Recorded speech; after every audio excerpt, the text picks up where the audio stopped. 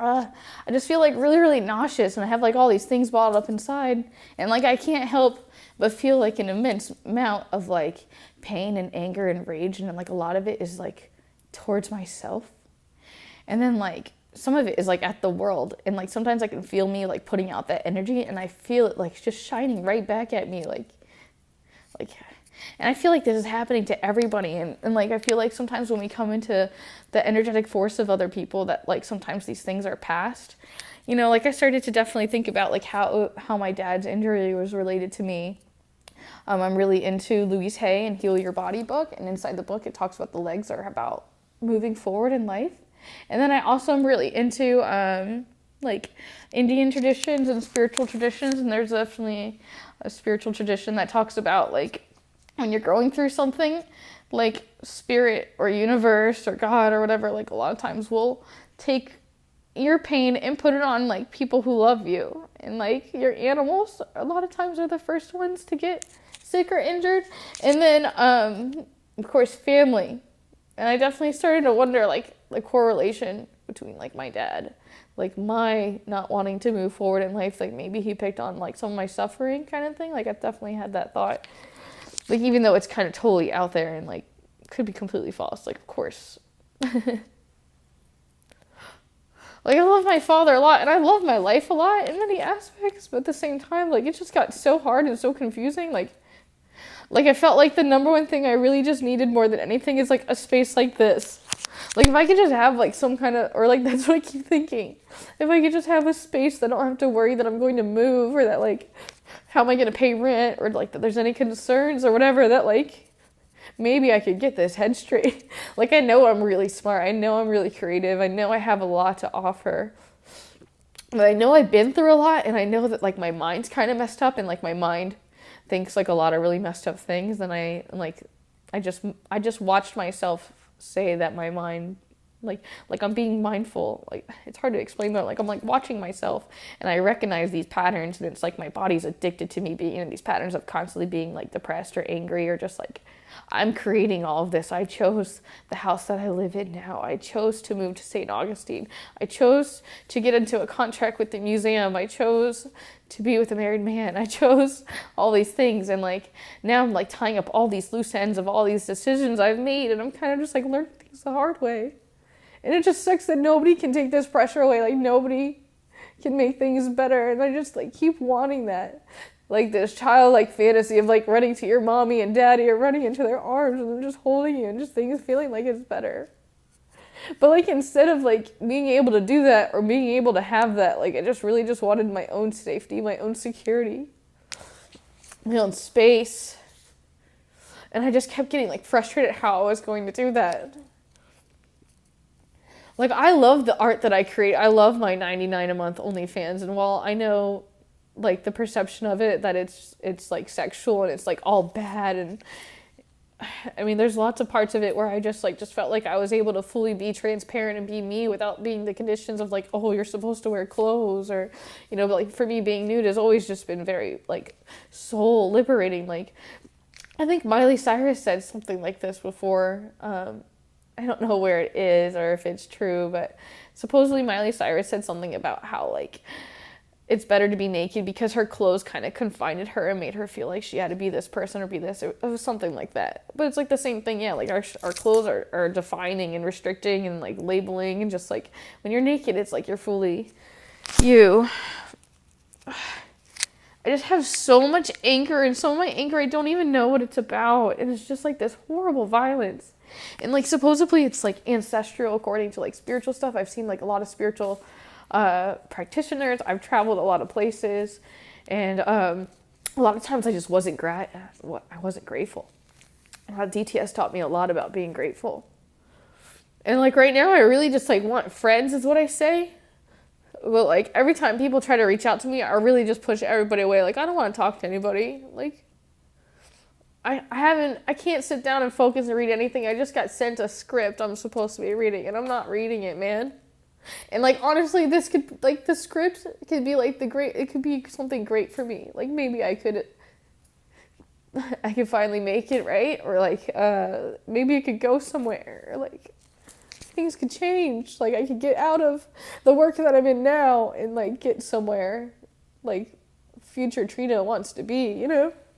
Because I know that, like, I don't necessarily want to feel like my only source of income is, like, off of, like, me in my face. Or, like, it's complicated. I mean, obviously I do want to make money off me. Like, I want to be able to be myself without having to be confined to a desk job, and I consider myself an artist in, like, a multiple different ways in some aspects, you know, and I do a lot of different kinds of artistic things.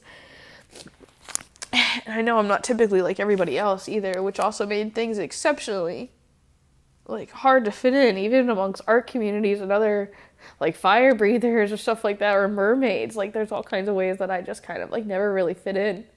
And, like, in some ways, like, I carved my own niche, or I made my own place in the box, but at the same time, like, sometimes it just gets really, really old just trying to fill all these conditions and trying to be who you, like, want me to be, or who you think is, like, healthy and successful, or just, like, I'm kind of, like, always me. And many times I am happy to be me. Like, I recognize my strength, but at the same time I see my flaws, and I recognize that I do want to consciously change myself into being a better human being. And, like, I'm learning, but it seems like it's so slow, and it's such, like, a process that it's just like, I just go stir crazy. And then, like, my escape for me was definitely my work. Like, I really, really do enjoy doing, like, the tarot readings and then psychic intuitive stuff.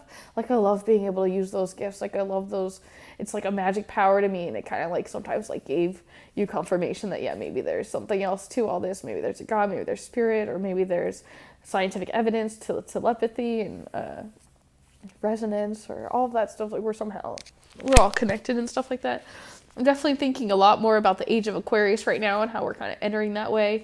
I don't know if I told you this, but last night I drove here, and I got in like 10, and I ended up sleeping in the driveway of my brother's house, like, where he stays. And I crash in my car, and then I wake up in the morning, and I go inside, and we start watching. Turn on the TV, and they're watching MTV, actually, and it's like an ethnic station or whatever, which we all really enjoyed in the house and stuff like that. And, you know, I'm watching all these music videos, and I recognize that there's, like, millions of dollars, and there's all these companies that are sponsoring all these products, and I can't help but think, like, why is this worth putting millions of dollars in? Like, what kind of psychological messages are being flashed on the screen subconsciously to affect us, or the words that are being said, or what kind of emotional and mental states are we kind of being pushed into with the stuff that's widely consumed? You know, like, this isn't like your local television station. Like, these are things that are shown, like, multiple countries, all over the world. Like, I don't think people are really thinking about these things. And that's another thing, like, I stated this in a previous video, and, like, let me just, like, I feel like I already stated this, but again, like, I've made so many videos in the past, like, 10 days, and I deleted so many things, and I said so many great things. Like, it sucks because a lot of things are lost, and, like, I don't know what I've already brought up again, and I'm just kind of just, like, a lot of things become a blur. When you suffer through trauma, I feel like I black out, like, a lot of different stuff, too. Like, I just completely forget. And you can call it a stoner thing, but I'm telling you, when I was clean for 8 months, like, still, same thing happened. I would do same dumb shit. You think you do dumb shit when you're stoned? I just naturally did dumb shit. Or maybe I had smoked so long from when I was 15 that, like, I just, like, couldn't stop doing dumb shit. I don't know. For me, it feels like the first time I smoked after 8 months, oh my God, it was such a spiritual experience. I did it in Bellingham, Washington, where it's legal, and it's just, like, it was actually, I thought Vegas was the best time I ever did it in a state where it was legal, but Bellingham was definitely, like, it was different, and it had great energy, and I just loved being there. And Zach has been very helpful teaching me mindfulness, and just, like, he's been nothing but a blessing in my life, and I'm pretty grateful for all the things that, like, he's kind of, like, dealing with. And then he also still manages to, like, be such a great friend to me, you know. And it's weird that I can have, like, such a tight connection with someone who lives in, you know, Washington State. Like, could I have found someone that lives any further, you know? But he's definitely one of my main influences in my life right now, if not, like, frankly, number one. Like, literally, we talk every single night, which is really, really nice and relieving. And then, like, it's kind of a joke, but it's bad, but at the same time, it's, like, DTS would say that I'm trying to name our kids and pick out what color our kitchen will be. Like, it was before I met Zach that I was like kind of doing that, or having that, or like I definitely put a lot of thought process into like, oh, where's this relationship going? Are me and Zach going to get married, or or is it just me and Zach just gonna be friends? And like, it's hard to understand all of that, and at the same time, it just the power of possibilities, and just also hope, or just like, I don't know, just seeing where things turned out. Either way, I'm just kind of just enjoying this person being in my life right now.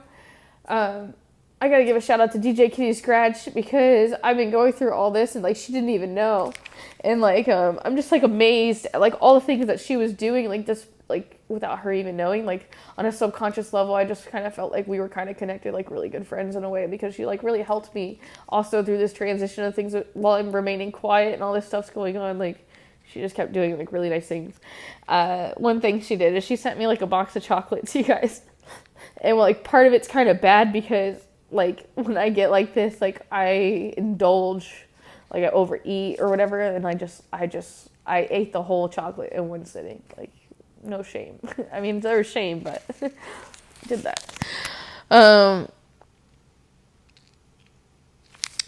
don't know, you guys. I always battle with this whole like coming clean thing. Like, I always wanted to come clean. It's like a huge thing for me. Like, I just wanted to be completely transparent about like everything, like my sexuality, my health, my life, my family. I just never wanted to have to hide anything or try to remember lies. But at the same time, like, everybody's like this, like just hiding everything inside. So like, of course, we felt like we had to imitate and do exactly that too. But I don't really want to live my life that way. But we're also kind of conditioned to do that. Like, oh, if we find out you smoke weed, we're not going to hire you. Or if we find out that, you showed your boobs, like, oh, I'm never going to allow you around my kids. Like, and some of it is slightly understanding, and to each their own at the same time too. But at the same time, like, it made people feel shame, or like make us feel bad, and just like, I don't believe that anybody should ever have to feel bad. I mean, I guess there's also maybe that people should feel bad for killing people. So like, I mean, I don't know. Like, obviously there is a little bit of Dexter in me that does find a happiness or a reason to kind of have selective existence. But at the same time, I read the Georgia Guidestones. I recognize that they probably are attempting to try to bring the population down, and one of the best things you could know is also about the man named Edward Bernays. Edward Bernays is actually the brother-in-law of Sigmund Freud, aka Psychologist King, perhaps. You may have heard of him. But Edward Bernays is basically where we get all of our, all of the teachings on how to train our brain. Kind of like, I'm not really like super educated. I guess I don't have a college degree, so some things are really hard for me to teach and to talk about, but I do have my own understanding of things, and I can kind of, like, I feel things, and things kind of piece together, but actually being able to teach them is kind of hard. But I'm trying to teach you a little bit about Edward Bernays, and basically how, like, our conditioning, or the way that products are sold to us, or the things that are framed to us. Framing is a huge thing.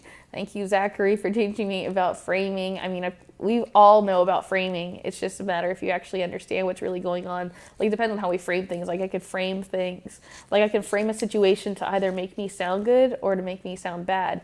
Like, you could say, oh, I killed him because I wanted to, or, oh, I killed him because he raped my mother. Like, it's how are you framing it? And then some people frame things in their mind also about like things that they have like their own beliefs about, like stories that you tell yourself. This is a topic that I would definitely love to get into, and it'd probably help if I actually had somebody to bounce this stuff off of.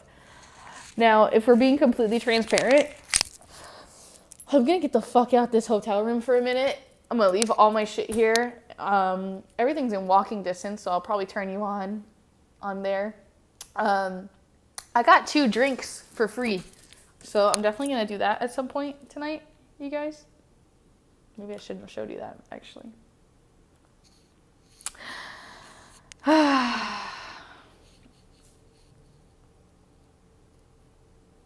Or I'll just have to post this when I'm gone and not here anymore.